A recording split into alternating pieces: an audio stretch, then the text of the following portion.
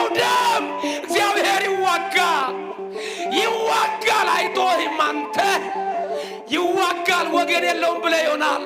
አረ ዘመድ የለውም ብለህ ይሆናል። አረ ወታደር የለውም ብለህ ይሆናል። አረ የሚደርስለት የለውም ብለህ ይሆናል።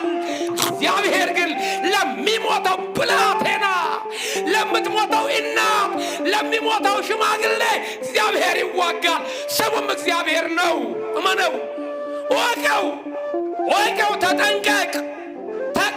ይወጋሃል። እግዚአብሔር ይወጋሃል።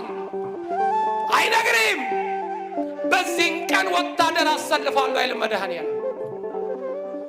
በዚህን ቀን ታንኬን አመጣለሁ አይልም መድኃኔዓለም። አይልም።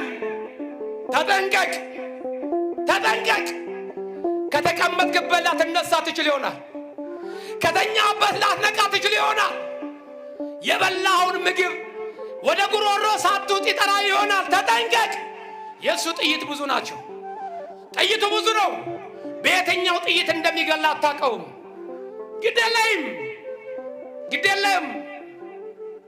ለሚፈሰው ደም ይህ ደም እየፈሰሰ ይህ ደም ምሪቷን እያጨቀያት ሰላም ማምጣት አይቻልም።